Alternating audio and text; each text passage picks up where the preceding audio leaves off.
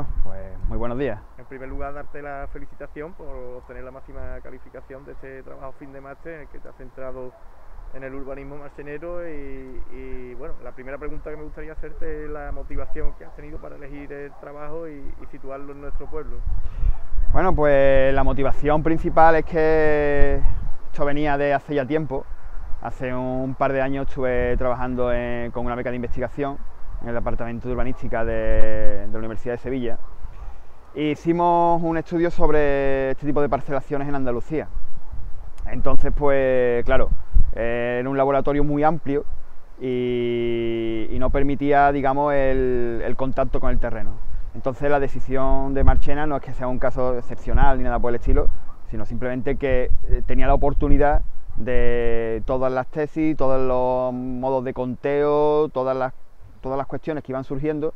Pues claro, cuando tú haces un trabajo de este tipo donde dependes mucho de la máquina, de la maquinaria, tienes que tener un laboratorio que tú puedas controlar, y en el caso de Marchena, pues claro, como vivo aquí, pues estupendo, ¿no? Porque ante cualquier duda, ante cualquier historia, era simplemente coger la bicicleta y llegar al sitio y bueno, ver si aquello que el ordenador me estaba diciendo era verdad, era mentira, y poder un poco, digamos, ajustar la maquinaria.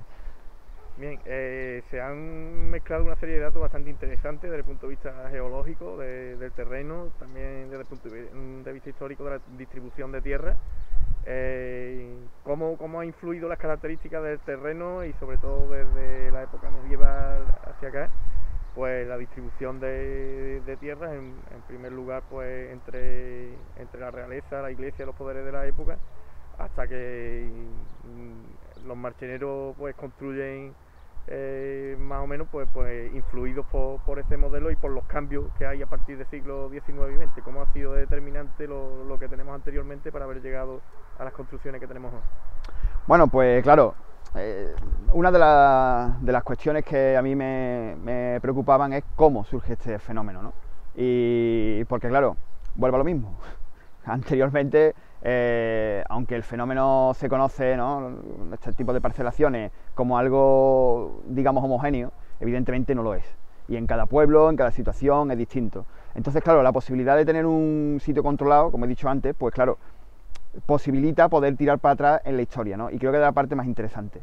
Y bueno, pues en concreto, y voy a responder a tu pregunta antes de enrollarme más, el tema es sobre todo un tema geológico. El territorio de Marchena se divide como en dos partes, una parte norte y una parte sur. En la parte sur hay como una especie de cuña, donde hay un estrato que es el andaluciense regresivo, ¿no?, una playa fósil, donde hay unas arenas y tal, que bueno, hace que el terreno tenga unas características, que eso a su vez propicie que las parcelaciones a lo largo de la historia sean más pequeñas, y esa parcelación pequeña, bueno, pues digamos que hace que el terreno propicio para que estos fenómenos se produzcan, ¿no? Además, también, ¿no?, gracias a esta configuración geológica, tenemos agua subterránea, con lo cual, a su vez, también, bueno, pues es el cóctel perfecto para que todos estos fenómenos pues surjan, ¿no? Y bueno, pues quiero agradecer tanto a Ramón Ramos, que bueno, me ha ayudado un montón. El tío es, vamos, un auténtico sabio, y por cierto, tiene sobre el tema de como tú bien has explicado antes, ¿no?, la pregunta, cómo durante el siglo XIX el parcelario rural cambia, ¿no? Y sobre todo cambia de propietarios, ¿no? Y pasa de unos poderes medievales, lo que es iglesia y gran nobleza, a una burguesía agrícola, ¿no?, en un fenómeno, bueno, pues propio del siglo XIX, finales XX. En Europa eso se da antes, pero bueno, aquí todos sabemos que en España pues nos retrasamos un poco en dar ese salto, ¿no? Y bueno, pues eso, evidentemente, la propiedad del suelo va a cambiar durante finales del siglo XIX y principios del XX, y eso Ramón Ramos, ya os lo digo, y explica increíble, igual que otro Ramón Ternero, es el que explica el tema de la geología de forma fantástica. Yo desde aquí, a todo el tenga la paciencia de escucharme, pues lo remito a la jornada de historia que le están colgando en la biblioteca, que hay unos artículos fantásticos sobre ese tema y es un tema precioso. El fenómeno de las urbanizaciones en Marchena es totalmente un proceso histórico, pues la verdad es que bastante interesante. ¿Cómo se llega a la situación actual desde siglos atrás, Juanfran? Bueno, de siglos, más bien desde décadas. El fenómeno empieza sobre los años 60 y bueno, esta colación del concepto de chalet, ¿no? Digamos que durante el desarrollismo, ¿no?, la última etapa del franquismo, hay un mayor nivel de vida, ¿no?, y la gente empieza a ver el campo como también una opción de ocio, ¿no? Estos fenómenos pues se van cada vez más madurando y la gente pues empieza a querer construirse un chalet, ¿no? Y todo eso pues empieza sobre los 70, aunque su evolución en el 70 aparece el fenómeno, pero realmente la consolidación es durante los 80. Durante los 90 empieza el fenómeno a crecer y es durante la explosión de la burbuja inmobiliaria del 2000 a 2008. Se produce una verdadera explosión donde casi el doble de las parcelaciones que hay actualmente es cuando se construyen, y en el 2008 pues se produce un parón debido a la crisis, ¿no? O sea que si nos fijamos va a la par el fenómeno con la economía, ¿no? Y va a la par con la economía, pero no con la población, que esto es muy importante porque nos está diciendo que no es un fenómeno de necesidad de vivienda, sino que es una cuestión lúdica, ¿no?, que es una de las características de este fenómeno. Bueno, esto claro, hablando en términos generales, ¿no?, que siempre habla de individualizaciones como es lógico. Y bueno, el fenómeno se caracteriza por su crecimiento de forma totalmente exponencial.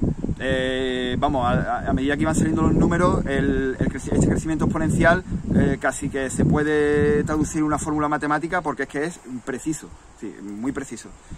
Y después también el cambio del uso.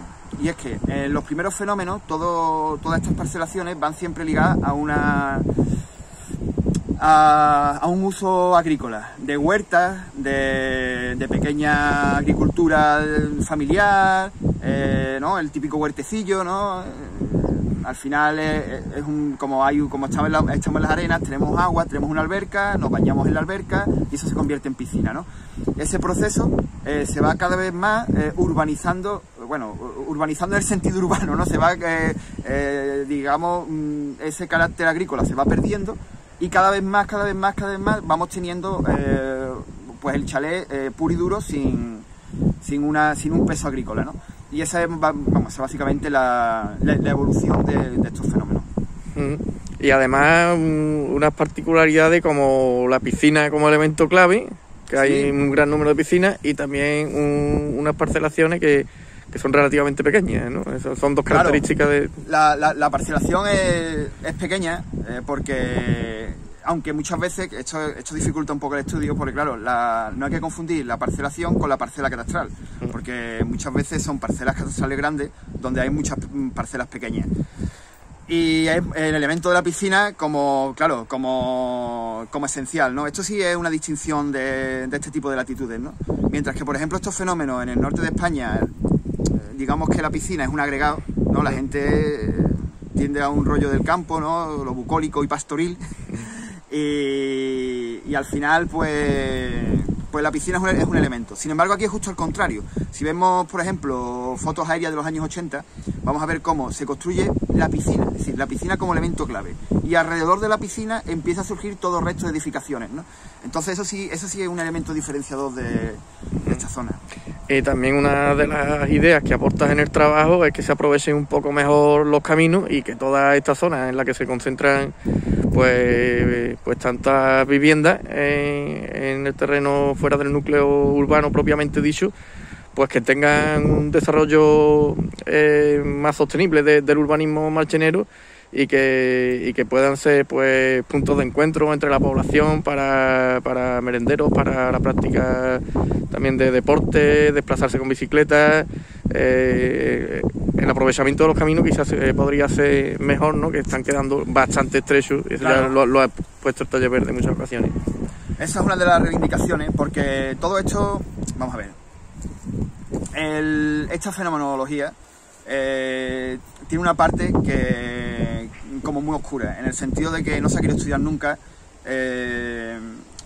Bueno, no es que no se haya querido estudiar, se ha estudiado, pero siempre, digamos que no se ha publicado todo lo que se tendría que haber publicado, porque es un fenómeno muy delicado en el sentido de que, claro, hay manifiestas cuestiones ilegales y mucha gente que ha realizado ese tipo de operaciones.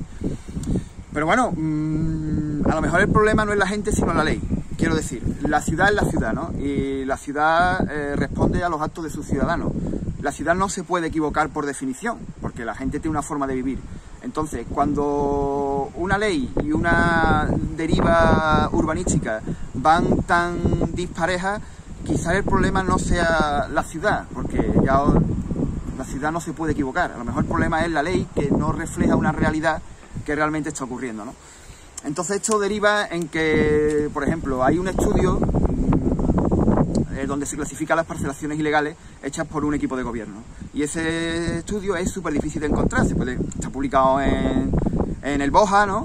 Y tal, pero ¿por qué eso no se expone? ¿Por qué no? Es decir, quizás esa es un poco la queja mía respecto a este fenómeno, ¿no? Y porque al final todo esto crea una sinergia que yo creo, y ahí van los tiros que tú decías antes, que son positivas. Y que en vez de mirar la parte, digamos, positiva del asunto, se ha visto mucho la parte negativa, ¿no? Entonces quizás, pues bueno, el fenómeno está, el fenómeno existe, no pasa nada, no se puede, mucha gente, esto habría que tirarlo, no se puede tirar, no se puede tirar, entre otras cosas porque se crearía tal cantidad de residuos que es ingestionable, ¿no? Incluso hablando con el Taller Verde, que es una asociación ecologista, como todo el mundo sabemos, ¿no? Ellos me lo decían, ¿no? Que en ningún momento ellos habían planteado el derribar porque sería tal la huella ecológica que sería totalmente inasumible. Creo que deben de ir los tiros. Yo, vamos, esto ya es opinión personal y con menos ciencia, ¿no? Pero yo creo que se deberían de aprovechar estas sinergias, ¿no? Y aprovechar para actuar en el no urbanizable, es decir, en el campo, y crear infraestructuras que no solamente beneficien a la gente que disfruta de las parcelaciones, sino que también a la gente del pueblo. Entonces, claro, un buen ejemplo sería el potenciar los caminos públicos, ¿no? Darle la anchura legal, utilizar vegetación autóctona, crear una red por la que la gente pueda pasear y que esos caminos sirvan como eje vertebral, ¿no? De una serie de instalaciones que ayuden a estas parcelaciones, pues, a hacerlas mucho más habitables, ¿no? Y que a su vez, pues bueno, generen espacios públicos donde la gente que no tiene parcelaciones pueda disfrutar también del campo marchenero, ¿no?